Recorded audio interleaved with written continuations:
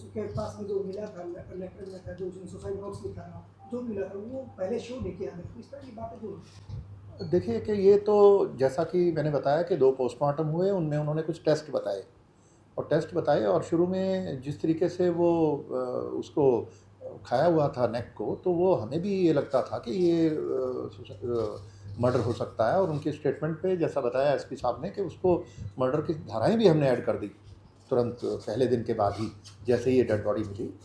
तो जो suicide note की बात है ये भी मिल गया, लेकिन उसकी जो ऑथेंटिसिटी है वो एस्टेब्लिश करने में समय लगता है।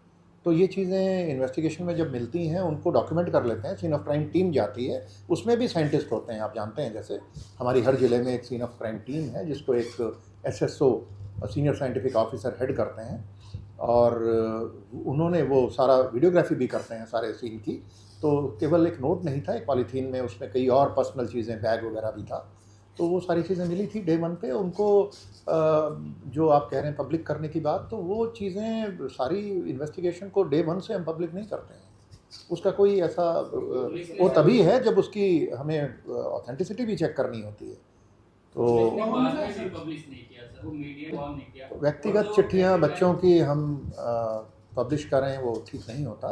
जो भी इन्वेस्टिगेटिंग एजेंसी अपनी स्टेटमेंट देगी वो एक नपी-तुली स्टेटमेंट होनी चाहिए और उसी हिसाब से दी जाती है। शांतिपूर्ण तरीके से अभी ये तमाम माहौल जो है शांत पूरी तरह से। हाँ, इस वक्त बिल्कुल शांत है। और जैसा मैंने बताया कि ये जो इस तरीके के एलिमेंट्स हैं जिन्होंने इसमें एक गलत किस्म का रोल प्ले किया, जिन्होंने अच्छा रोल प्ले किया उनका धन्यवाद, और जिन्होंने अराजकता फैलाने का प्रयास किया इनको हम ज़रूर चिन्हित करेंगे, और ये अपनी गतिविधियों में भविष्य में कभी कामयाब ना हो पाएँ इसका इंतज़ाम करें। रिस्टोर करने का एक प्रयास चल रहा था वो, अब क्योंकि डैमेज्ड वाला अभी ये एस्पेक्ट अभी उसके बारे में मैं नहीं बता पाऊँगा आपको। लोकल पुलिस बेहतर बता पाएगी, इन्वेस्टिगेटिंग टीम। पर हाँ, वो उसके कुछ अंश मिले हैं, और उसका फिर वो नहर बिल्कुल नज़दीक है, तो वो देखने वाली बात है कि वो नहर का पानी भी रोका गया था, उसकी सर्च का भी एक प्रयास किया गया है।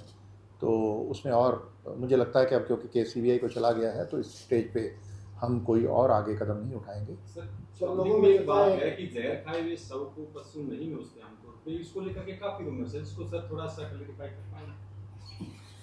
मैं समझा नहीं आपकी बात। सर, आमतौर पे पब्लिक में इस बात की बड़ी लंबी चर्चा है कि जहर जो शव का मतलब जो शव जहर खा लिया है किसी व्यक्ति ने, तो उसके शव को आमतौर पे पशु नहीं नोचते हैं, आवारा पशु नहीं नोचते। इस बारे में जो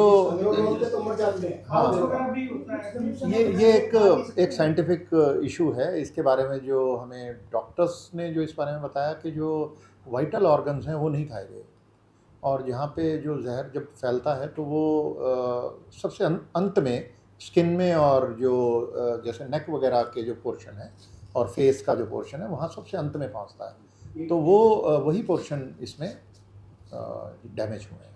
सर, लॉरेंस की तरफ से कोई पोस्ट आई है, पता नहीं वो सच है कैसी है, जो भी है, पर उसको लेकर के भी अलग-अलग धारणाएं। इसमें मेरा एक बहुत क्लियर व्यू है इसमें कि जितने भी अपराधी हैं, अब जो अपने आप को गैंगस्टर प्रोजेक्ट करना चाहते हैं, इनको गैंगस्टर बनाने में एक ये जो प्रचार होता है ये बहुत बड़ा एक रोल अदा करता है। तो मेरी बहुत आप सब से हाथ जोड़ के विनती है, अपील है कि हम इनका नाम और इनके गैंग्स का नाम कभी भी प्रचारित ना करें। मैं अपने मुंह से कभी इनका नाम नहीं लेता, ना लूँगा। और ये अगर हम सब फैसला कर लें और अगर मीडिया इसमें हमारी बात, इस छोटी सी रिक्वेस्ट को मान ले, तो ये इनकी गतिविधियाँ 80% खत्म हो जाएंगी। विपक्ष लगातार ये बात जो